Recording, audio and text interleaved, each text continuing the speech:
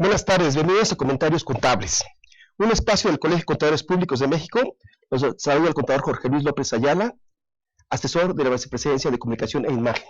Hoy platicaremos sobre el tema de empresas familiares. Hoy día las empresas familiares están en boga, están en todos lados, pero siempre han existido. Hay siglos, han pasado siglos con estas empresas familiares, son la base de las economías grandes. Estas empresas familiares que empiezan como pequeñas, van evolucionando hasta llegar a ser grandes consorcios. Hoy tenemos ejemplos grandes, Grupo Bimbo, Cemex, que han llegado a consolidarse desde este punto de vista. Hoy vamos a tratar este tema y agradezco la presencia del contador Eduardo de Jesús Campos Cortés, presidente de la Comisión de Asesores de Empresas Familiares, al contador José Luis Flores Álvarez, vicepresidente de la Comisión de Empresas Familiares, y al contador público Elio Fernando Zurita Morales, integrante de la Comisión de Asesores de Empresas Familiares. ¿Cómo surgen las empresas familiares en el entorno nacional, en el entorno mundial? ¿Cómo se constituyen o cómo surgen? ¿Qué antigüedades tienen? ¿Desde cuándo están previstas? Bueno, gracias por la invitación, gracias al colegio, gracias Jorge por la organización del evento.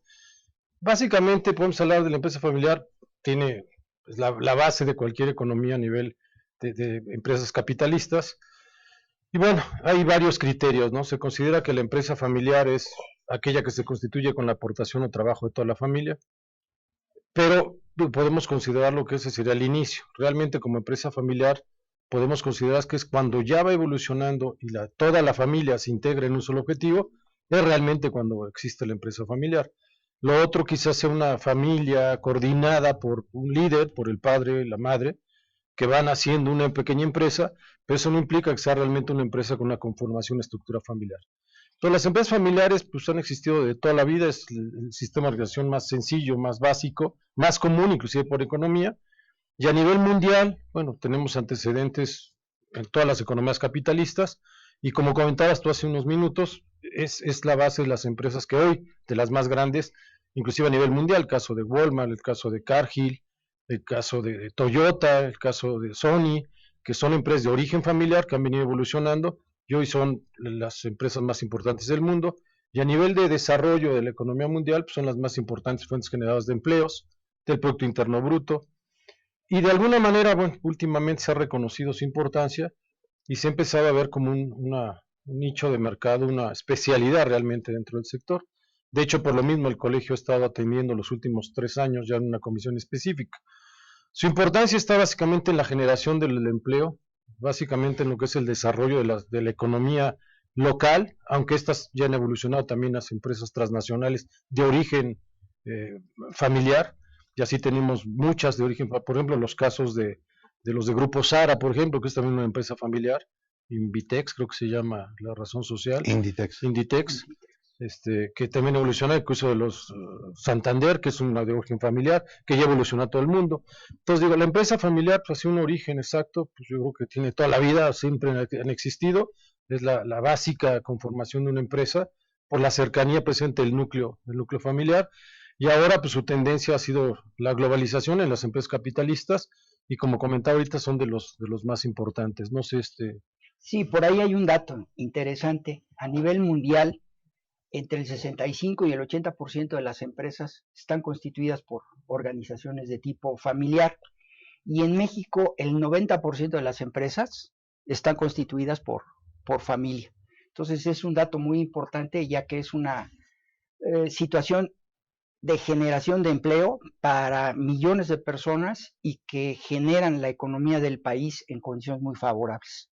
Eso es muy importante. Estos porcentajes están sacados de la ONU y nos dan una idea de que la conformación principal del negocio o la conformación principal de la economía se refiere básicamente a organizaciones de tipo familiar. Okay. En el núcleo familiar normalmente surgen las ideas y de ahí nos vamos, ya sea que la lleve, como bien decía Eduardo, a lo mejor la lleva el fundador, que puede ser hombre, puede ser el padre de familia o la madre de familia. De esto nos origina el origen hacia todo esto, a surgir las empresas. ¿Qué pasa ya cuando están constituidas, Elio? ¿Qué problemática existe? Bueno, aquí el brinco de primera generación a segunda generación es terrible. En las empresas familiares normalmente los 5 primeros años hemos detectado que es difícil el sobrevivir. Aquellas que sobreviven esos 5 primeros años ya tienen un cierto éxito, pero después pasar a la segunda generación es todo un tema. Y llegar a la tercera generación es algo que casi ya ninguna logra. ¿Qué es lo importante? Establecer las reglas, lo que nosotros llamamos el protocolo familiar. El protocolo familiar al final del día son las reglas de actuación, porque la familia hay que invitarla a que esté dentro de la empresa, sí, pero con ciertas reglas, porque no necesariamente todos los que están en la empresa o los que pudieran participar en la empresa tienen las cualidades. Entonces hay que establecer reglas para dividir la parte familiar de la parte que realmente tiene que ver con el negocio. Un comentario. ¿En qué momento estamos ante una empresa familiar? Hay ciertos lineamientos en el cual se define, creo que hay a nivel internacional ya definen cuándo estamos ante la empresa familiar, ¿no? Porque a lo mejor yo, como hace rato decía, yo la hice en el seno familiar, pero voy y la hago yo solito, pero a lo mejor incluye a mi familia, a mi esposa, a mis hijos o a mis hermanos. Entonces, ¿en qué momento estamos ante la empresa familiar y cómo se definiría a nivel internacional? Bueno, aquí hay varios criterios. La pregunta tiene muchas respuestas porque tiene diferentes visiones. Una, la que considera que la empresa familiar nace cuando se constituye por la aportación de los miembros de la familia, que es lo común.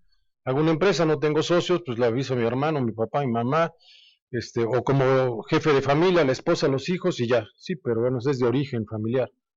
Ya en el camino hay otro que tiene que ser por el trabajo conjunto, donde a lo mejor la formé con unos amigos y parte de la familia, pero dentro del negocio están operando los familiares.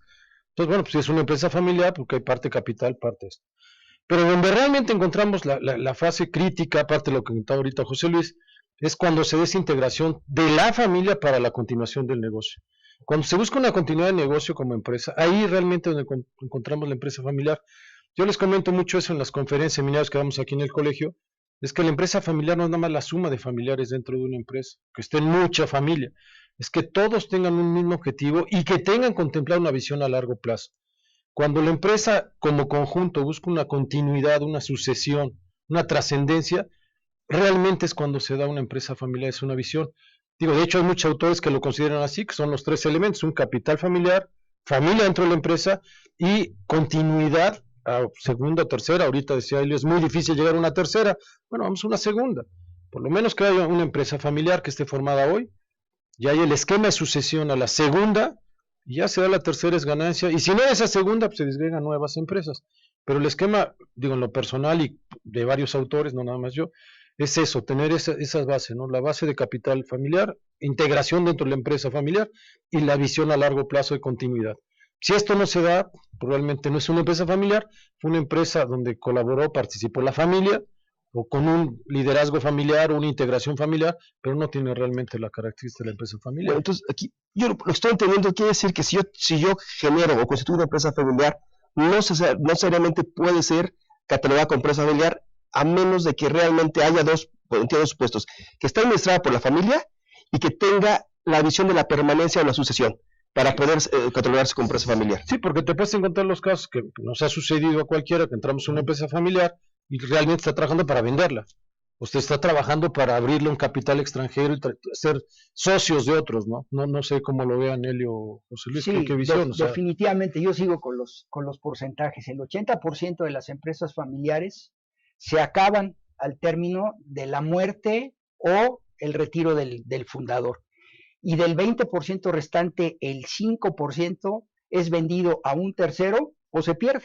Entonces, como podremos ver, definitivamente el hecho de no contar con un protocolo familiar ni una organización presupuestaria, de pago de impuestos, de un detalle de llevar las operaciones en condiciones favorables, pues mata a la empresa familiar. Existen magníficas ideas que mueren por falta de un liderazgo, por falta de financiamiento y también, lo tenemos que decir muy claramente, por la carga impositiva que se tiene y el desconocimiento del fundador o de los miembros de la familia para el cumplimiento de las obligaciones. Ok, Elio. Sí. Tú comentabas hace rato del protocolo familiar. ¿Qué es y para qué sirve? Básicamente, para no ponernos muy técnicos, son las reglas que se van a seguir para actuar y para que puedan convivir los familiares y la empresa, para ver cómo nos vamos a conducir y cómo nos vamos a poder llevar. Es muy frecuente que cuando se crea la empresa, se constituye, se va ante el notario, ante el fedatario, se hace la empresa con un estándar de estatutos, pero nunca se ponen las reglas de actuación que se van a seguir. Entonces se empiezan a detonar cuando hay un problema, se empieza a percibir un problema y no hay reglas para solucionarlo. Lo que normalmente sucede es que cuando vive el socio fundador, patriarca o matriarca, ellos dan las reglas o tienen el voto de calidad. A falta de este es cuando empiezan los pleitos y los problemas. Por eso es que sugerimos algunas reglas de actuación para ver cómo se va a manejar esta empresa. Cuando no ha surgido el problema, cuando todavía está fuerte y en condiciones el socio fundador, en mi opinión es el momento para establecer esas reglas. Okay. José Luis, ¿en qué momento es adecuado implementar el patrimonio familiar dentro de la empresa familiar? El protocolo, perdón. ¿El protocolo? Uh-huh. Sí, mira, yo considero que independientemente de que al momento de constituir una sociedad existen estatutos, y esos estatutos por lo general se encuentran establecidos en un formato que el propio notario o fedatario público te ofrece, no contempla, como lo dice Helio, una posibilidad en parte de los estatutos de un protocolo que establezca la línea sucesoria, las condiciones en que se van a llevar a cabo y la forma en la que el notario podrá redactarlo. Debemos de considerar que el protocolo pues es una obligación de tipo moral. No existe ninguna legislación en la República Mexicana que establezca esta obligatoriedad de establecer un protocolo. Entonces, lo ideal sería elevarlo a una reglamentación dentro de la Ley General de Sociedades Mercantiles o a nivel de Código Civil, con el objeto de que los notarios puedan establecerlo y que existan reglas claras de trabajo dentro de la organización. Eso para mí sería indispensable. Eduardo, según antecedentes, creo que hay algunos países donde ya es obligatorio desde la escritura constitutiva. ¿Nos podrías comentar? Sí, mira, el caso del protocolo, digo, me voy un poquito más atrás, ahorita contesto exactamente lo que tú preguntas, pero como decía José Luis, sí, la empresa, como yo comentaba y comentamos hace rato, nace de la participación de la familia en la empresa. Entonces tiene una característica muy importante, muy sui generis la empresa familiar, porque la empresa familiar comunidad permite la operación básicamente de 3 sistemas. O sea, dentro de una empresa familiar vamos a encontrar el negocio, la empresa, la familia, que trae una carga afectiva, emocional del grupo, y además lo que es la propiedad, o sea, finalmente la operación o administración. Entonces vamos a tener ahí 3 grandes bloques operando en lo mismo, ¿no? Y son 3 bloques que además se van a ver en la oficina, se van a ver en la casa, se van a ver de vacaciones, se van a ver todo el tiempo. ¿Cuál es el problema? Que a lo mejor hay reglas dentro de la empresa. El problema es que no las hay en la relación de la familia, y más allá cuando el negocio se lleva al ámbito familiar, o al revés, lo familiar se lleva al negocio. Entonces, la importancia del protocolo, ahorita que comentaba José Luis, es fundamentalmente esta, ¿no? Poner reglas de tal forma que la familia sepa cómo comportarse dentro de la empresa, y la empresa cómo tratar a la familia dentro del negocio y al revés, ¿no? Cómo respetar los bienes de la empresa en la familia, los bienes de la familia en la empresa, el comportamiento social, el comportamiento de lo que es el trato social de papá, hijo, esposos dentro de una empresa, a diferencia de la familia. Pero lo que hace el protocolo es de alguna manera darle estructura, las bases, vamos, para que exista una relación armónica entre la familia y la empresa y no se rompa esa estructura de negocio por el exceso de confianza que se puede dar en la familia, ¿no? Entonces, protocolo lo que busca es dar reglas para la relación familiar dentro de la empresa, o una relación entre la empresa y la familia. Ahora, en México no lo hay. Por desgracia, en México tú constituyes, como decía José Luis, una empresa, tiene ciertos estatutos como empresa, pero después entra la familia y la empresa no tiene reglas de nada, ¿no? Y nos encontramos con casos donde en la empresa todos tienen contrato, pero la familia, como es familia, no tiene ni contrato. Y los empleados tienen vacaciones porque son empleados y tienen ciertas obligaciones por ley laboral. Pero los de la familia, pues como son de la familia, no tienen ni horario ni vacaciones, o al revés, tienen pocas vacaciones, pues, o viven de vacaciones, y todos cobran, y muchos trabajan, o al revés, todos trabajan, pocos cobran. Entonces el protocolo fija esas reglas que son fundamentales. Y sí, en algunos países, con el caso de Europa, España, tienen protocolos donde ya la empresa está armada de origen. ¿Cómo se va a continuar esto? O sea, ¿quiénes van a participar? Lo que se busca en el protocolo es dejar esas reglas, que no sea la empresa de don Pedro, don Chucho, don Pepe, y cuando no esté don Pepe, llegue don Pepe o Junior, ya no es don Pepe, será Pepito, y aunque tenga 60 años será Pepito, porque el don ya se murió. Entonces la idea es crear una empresa que tenga una estructura, que esté contemplado de origen, para que siempre sea la misma empresa, sea una institución, no una familia trabajando o jugando al negocio, ¿no? Entonces sí hay países que sí lo contemplan, sí hay reglas de tal forma que hay una continuidad en el negocio, y en México la idea es que esto se le dé a forma Ahora mundial, hay una ¿no? cosa muy importante que yo creo que se podría aprovechar. Con la creación de la nueva sociedad de acciones simplificadas, permite la autoridad que la persona que va a crear el negocio pueda establecer sus propios estatutos. Entonces sería una oportunidad única de incluir en el protocolo precisamente el estatuto para que pues ya se tenga una línea de acción a seguir, y eso no cuesta. El hecho de que muchas de las empresas familiares fracasen es precisamente por los costos. El costo de la organización, el costo de la incorporación, el ir con el abogado, con el notario, el registro en la Secretaría de Hacienda. Esto permitiría en un momento determinado abaratar costos y tener una idea muy fija de cómo sería el protocolo familiar, que básicamente se refiere a una organización familiar, la forma del trabajo, y por el otro lado, la separación de ese trabajo con la familia, porque muchas de las situaciones familiares se llevan al trabajo y muchas de las situaciones de trabajo se llevan a la familia, y ahí empiezan los problemas. Esto, por lo que entiendo, hay una línea muy delgada entre lo que es la familia, lo que es la empresa, y más allá la propiedad. No sé si pueden comentar, a veces hay problemas también de propiedad, no nada más exclusivamente entre la familia, porque a veces la propiedad o la tiene la empresa, o la tiene la familia, o no la tiene nadie. Entonces, ¿qué pasa ante esto, Elio? A veces resulta que el patrimonio personal y el patrimonio de la empresa no está muy dividido, o es muy difuso. Es muy frecuente que el dueño, por ejemplo, él tiene el inmueble, o sea, es dueño del inmueble, dueño de la empresa y fundador, converge todo en la misma persona. Sin embargo, ¿qué sucede? Con el paso del tiempo y cuando empieza a haber varias gentes involucrados, resulta que ya quien es el dueño del inmueble no necesariamente quiere o no estar dentro de la familia, entonces tenemos que hacer una separación. Es muy frecuente que cuando está la empresa, sucede que tienen gastos personales, hay que decirlo tal como es. Entonces, como decía era don Pepito, quiere meter todos sus gastos, quepan o no quepan, coches, todos los gastos personales. Si queremos una empresa sana, tenemos que empezar a dividir la parte que es personal de la parte que tiene que ver con la empresa. En el momento que nosotros empezamos a dividir, hay que establecer una línea, incluso en cuestión de propiedad. Entonces, por ejemplo, podría haber alguien de la familia que es dueño de acciones. No necesariamente eso quiere decir que el señor va a trabajar. O bien, de acuerdo a sus capacidades, si el señor, su capacidad le da para barrer, está bien, se le pagará un sueldo por barrer. No le vas a pagar un sueldo de directores por el simple hecho de ser dueño. Entonces, algo que es importante es empezar a organizar y ordenar y distinguir lo que es la utilidad de la empresa, o sea, la utilidad, la ganancia de la empresa, y lo que es lo que puede recibir quien está trabajando. Dentro de esa separación frecuentemente no se tiene dentro de las sociedades. Gracias. Y perdón, vuelvo a lo mismo. Es decir, aquí es donde también podemos establecer en los estatutos esa posible división de bienes patrimoniales y bienes de la empresa.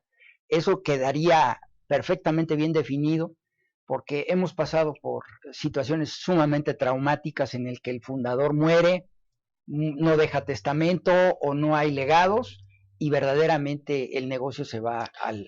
Y como dice Eduardo, los juniors o la señora no tienen ni idea de lo que es el negocio y lo llevas a pique, como también decías. Eduardo, ¿el protocolo es el medio adecuado para profesionalizar esta empresa familiar o existe o es una parte? Bueno, yo creo que el protocolo será la base, la guía. Ahorita lo que decía José Luis, una estructura, un lineamiento básico, como un código, para del protocolo derivar en esta formalización, institucionalización de la empresa. Aquí lo que se busca, como yo comentaba al principio, nace la empresa familiar, pues si toda la familia tiene espacio, todos tienen empleo, ya estamos todos, todas las direcciones ya están llenas. El problema es que esto va a ir creciendo, la empresa va a ir creciendo, va a ir madurando, va evolucionando en otros mercados, donde a lo mejor la empresa está en un mercado que ya la gente no alcanza, ya el nivel de conocimientos de la dirección ya no le va a dar. Entonces, ¿qué es lo que necesita precisamente esto? El protocolo, pues dar reglas para ver cómo se va formalizando y empezar a pedir requisitos.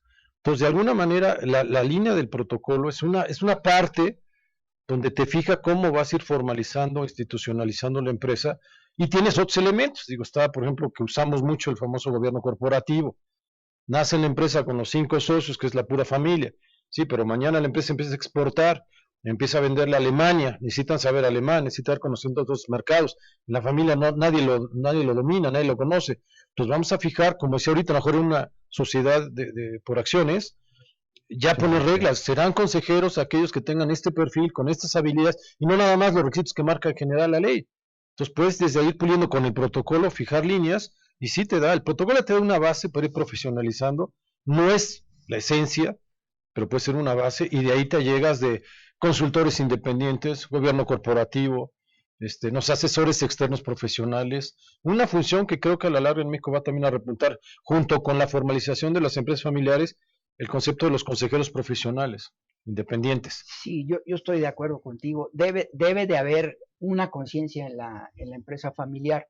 Desgraciadamente, por la situación de costos, por la situación económica, muchas de las empresas familiares se resisten a la contratación de asesores externos, que sería lo ideal en estas situaciones. Y como no hay regulaciones en cuanto a una posible organización, pues cada uno de los miembros de la familia emite su opinión y generalmente no se obtiene ningún resultado positivo.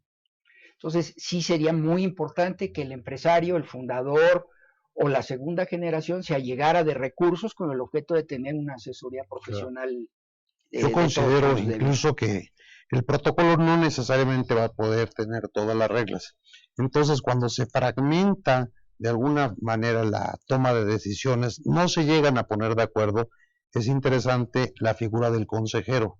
Entonces, vamos por alguien que tenga cierto peso, ya sea en la industria o a nivel general, que sea respetado por todo el mundo, y entonces él tendrá la última palabra.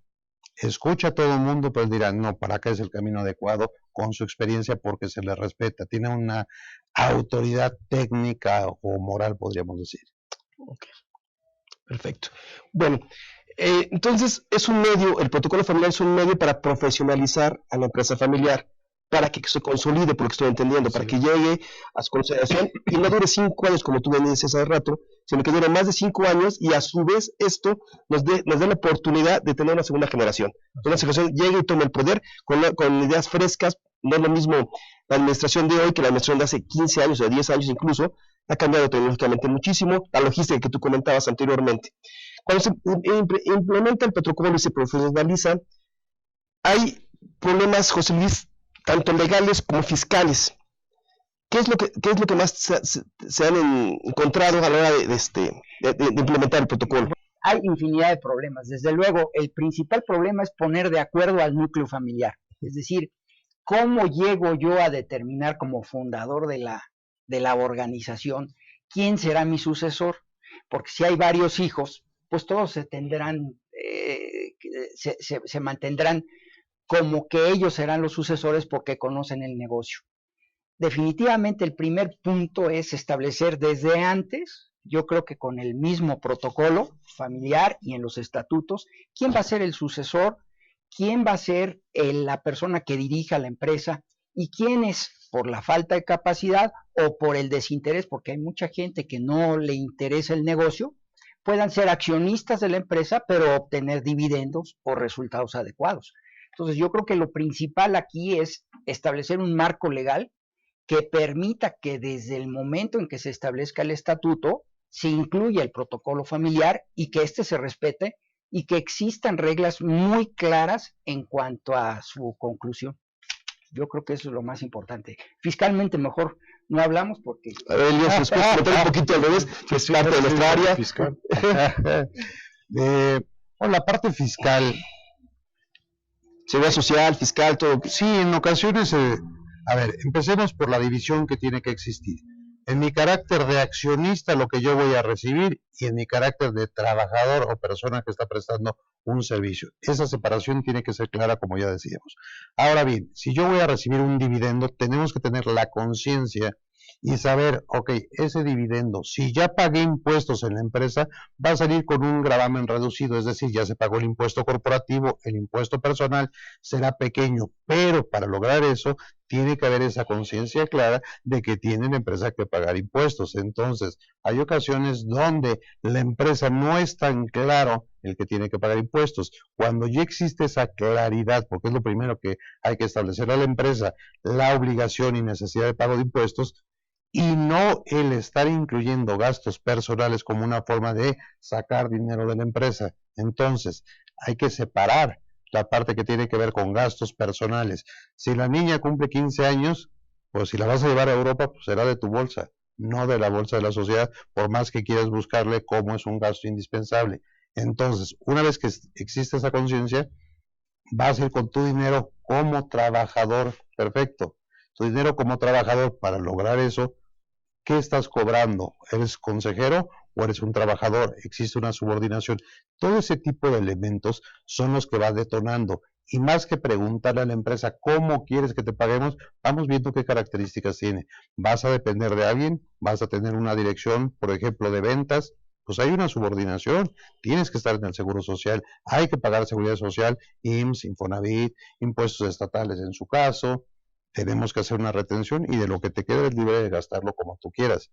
E incluso tenemos que tener mucho cuidado de que un problema fiscal personal de uno de los socios no permee en toda la sociedad, porque se puede ahí extinguir la sociedad y ha pasado en muchas ocasiones. ¿Un comentario, Eduardo, al respecto?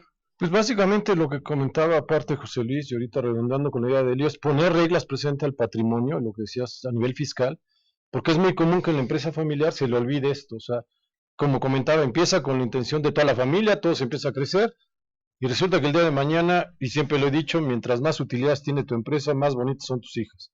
Entonces, vienen ya terceros, ya entran ajenos a la familia, ya el negocio es otro, y todo lo toma como pila de agua bendita, ¿no? Cuando era un negocio pequeño, todo el mundo metía vales rosas, azules y demás, sacaban de la caja chica. Pero hay un momento que la empresa es muy grande y la caja chica ya no es tan chica. Y ya no meten gastos chiquitos, ya meten gastos de veras. Entonces lo que tenemos que hacer, presente en el protocolo, fijar estas reglas para evitar o minimizar o eliminar totalmente los problemas fiscales. Ese es el gran problema de la empresa familiar. O sea, nace muy bien y en cuanto empieza a evolucionar, como no hay reglas, revienta por sí mismo, porque no hay ese respeto. Entonces viene esa contaminación o esa influencia, se te hacen bonitas las hijas, se te casan 2, 3 veces, tienes más socios, te salen más hijos, bueno, por las hijas. Entonces, no hay reglas y esto se vuelve un botín. Entonces, de ser una empresa familiar con un potencial enorme y un desarrollo total que podría ser muy, muy grande y a largo plazo, se acabó. Entonces, la base está en eso. O sea, insisto, no es la panacea, no es la solución absoluta, pero es una base, así van a ser las reglas. O sea, así vamos a trabajar aquí, la empresa va a crecer y vamos a respetar estos valores. Con base en eso, respetamos el marco legal, el marco fiscal, la operación y toda la administración de la empresa. Y obviamente eso, en una línea profesional, te da continuidad al negocio y pudiéramos llegar a tener empresas familiares como los hay, pero que tuviéramos más, no nada más Bimbo, Cemex y demás empresas. Okay. Sí, es un detalle muy interesante porque en las constituciones de este tipo de sociedades, lo primero que se les olvida es que hay que pagar impuestos. No, pues sí, claro. Eso es definitivo. Pequeño olvido. Okay. Bueno, ¿algún comentario breve para concluir? Adelante, José Luis, si quieres. Pues nada más agradecer la atención, el gusto de estar aquí en nuestra casa, el Colegio de Contadores, y que se repita en varias ocasiones esto. Yo básicamente agradeciendo la invitación para aquí a platicar y quisiera finalizar con una reflexión. Yo creo que en los tiempos actuales donde tenemos una competencia feroz en los mercados, porque tenemos economías abiertas, yo creo que es innegable, es imparable el que las economías sigan abiertas. ¿Qué sucede? Que es importante que tengamos reglas adecuadas para poder convivir en la empresa, la familia y si no se encuentra dentro de la familia la gente capaz, invitar a terceros externos. Para eso es tan importante el protocolo, los consejeros y todo lo que hemos comentado aquí. Gracias, igual. El tema de empresa familiar es la base de nuestra economía, con lo que comenzamos nuestra plática. Entonces sí será interesante y sobre todo hacerle ver que estos conocimientos no nada más se quedan a nivel del colegio, a nivel de los contadores.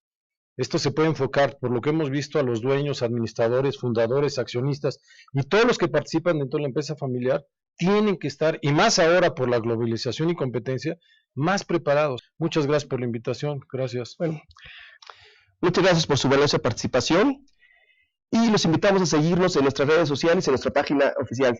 Hasta pronto.